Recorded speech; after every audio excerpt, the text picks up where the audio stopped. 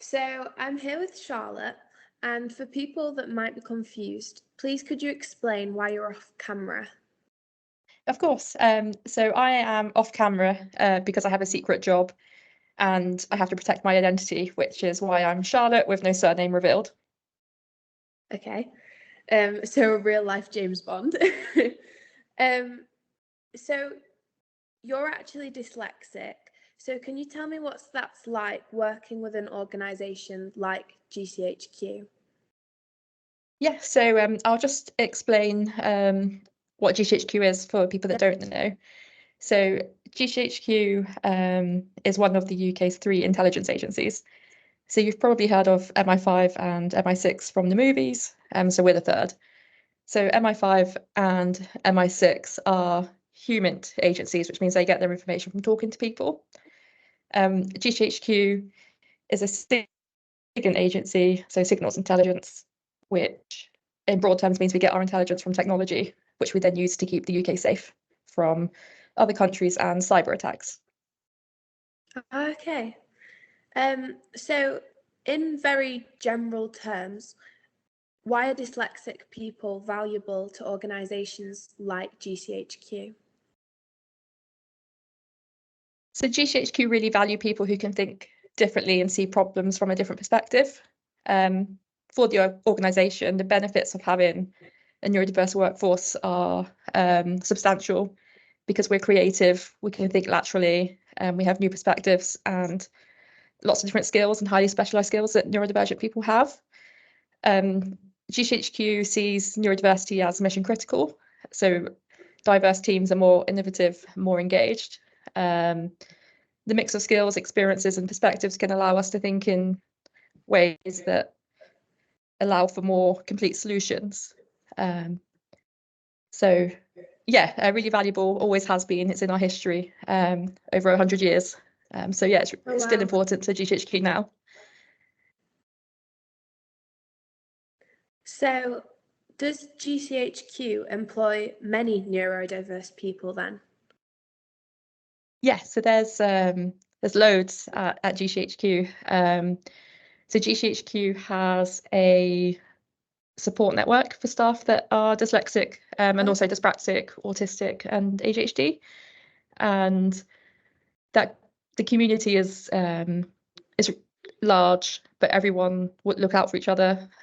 Everyone in the group or in the community are in lots of different teams across everything that GCHQ does, and due to the nature of our work and how we work, we just naturally attract those who think differently. So the GCHQ apprentices are 3 to 4 times more likely to be dyslexic. Oh, really? So, yeah, it's mad stats, isn't it? Are there times when you find your dyslexia creates issues when you're working on such important assignments in your job? Oh, it's a really tricky one. So I think sometimes yes. I find it quite hard I have to read a lot of stuff. Okay. So for me personally, I find it quite hard to read and retain everything, and then remember it when I'm looking for things. But there are lots of things in place to make that a bit easier. I think the other thing that is maybe an issue is just because it does take me a little bit longer to read and write. Sometimes I have to get things out quickly, and that's just informing my team or other teams I work with, what's going on, and it just takes me a little bit longer.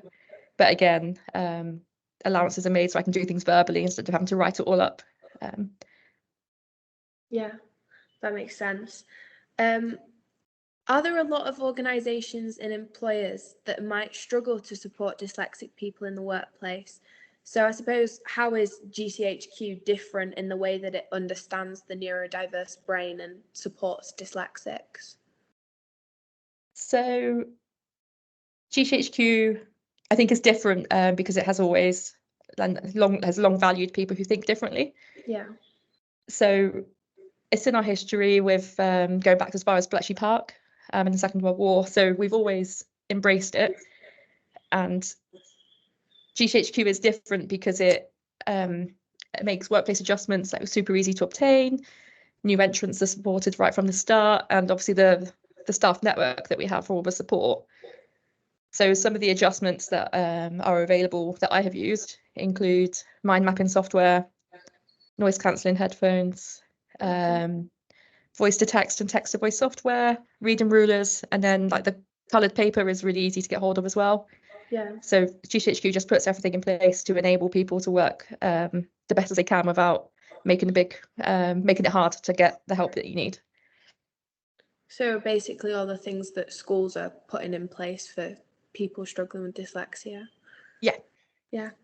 So for a lot of dyslexics, spelling, writing and reading are problem areas. If people struggle with those, is that going to be a barrier to them considering a career at GCHQ then, or are they very helpful? I think it won't be a barrier at all. So my experiences have been really great from the start. So when I applied and I had my application form, I was able to bullet point things instead of doing long paragraphs. I was able in my interview to use a whiteboard to draw the explanation out instead of trying to use my words for it, and that was just accepted as normal, and that was quite a long time ago now. But that was kind of really powerful, really, just to be able to express myself in a way that they allowed it. So that was really good. That's really cool. Yes, yeah, really cool. And then some of the other adjustments that are available, and again, I've used some of these as well. So I've taken notes and mind maps into an interview to just jog my memory. That's encouraged. We're given extra time to compensate for processing speed. So interviews, you can get a little bit of extra time just so you get time to get your words out or think about the question being asked of you. Oh, wow. The other thing is we're not asked multiple questions at the same time. So it's just one answer, move on to the next question. And whiteboards or flip charts are used like I've used, but also you can park a question and come back to it later on, which is all really good stuff. And I'm aware of a few people now that new entrants who have in the interview room, there's a box of fidget toys, so they can just pull a fidget toy out and use that. Oh, wow. Which is, yeah, it's really really accommodating, I think. Yeah. No, it sounds like they're a lot more progressive than a lot of other organisations are, and a lot more understanding. Yeah. So if people have lower grades on their academic qualifications, would that be something to make them, I suppose, less desirable to GCHQ? No, so some jobs may need really good grades if you want to be a mathematician. If maths wasn't your strong point, then maybe like look at something else. But the grades will differ depending on the job that you've applied for. Yeah. I applied to GCHQ after I saw a press release from BBC, which said GCHQ was looking for 100 dyslexic spies. Oh. So I applied and got offered the job, and then I dropped out of university to take job offer up. So I'm one of many who I don't have a degree. There's a lot of people that don't have degrees. So yeah, it does depend on the job that you're looking for. But there's so many jobs. So we've got analysts, we've got linguists, we've got engineers, we have corporate support staff, so lawyers, HR, finance, communications. So there's I don't think that grades are potentially a barrier depending on what you're interested in. But I know a lot of people that don't have degrees or traditionally good grades, and yeah, they're having a thriving career. No, that's great. So anyone watching this video who might be interested in a career as a spy or in the intelligence service, how would they go about applying for a job?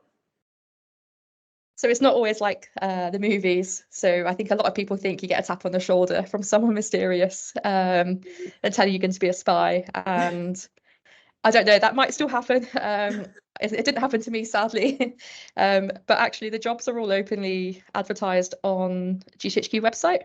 Okay. So if you go to the GCHQ careers website and also the UK Civil Service website, then you can see what jobs we have. And I found my job on the GCHQ website after I saw this press release from BBC.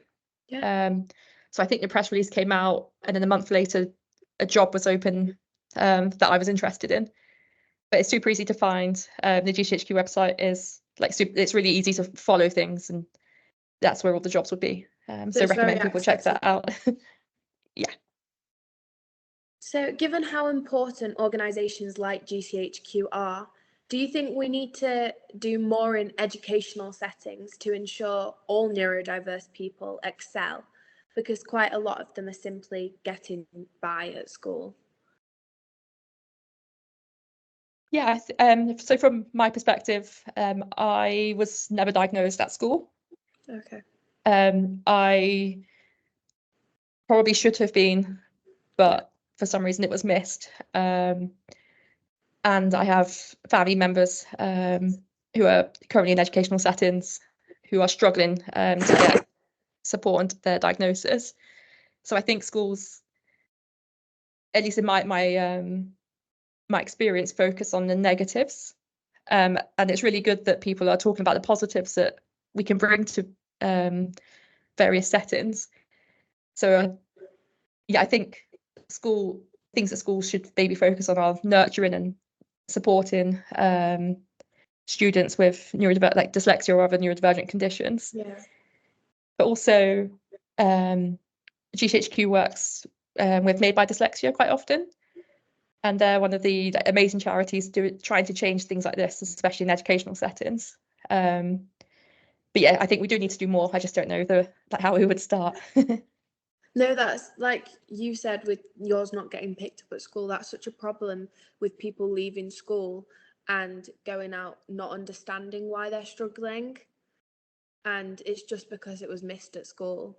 Yeah. So thank you so much for that interview. That was definitely the coolest one I've done so far. Thank you very much. So informative. So thank you so much. Well, and thank you too.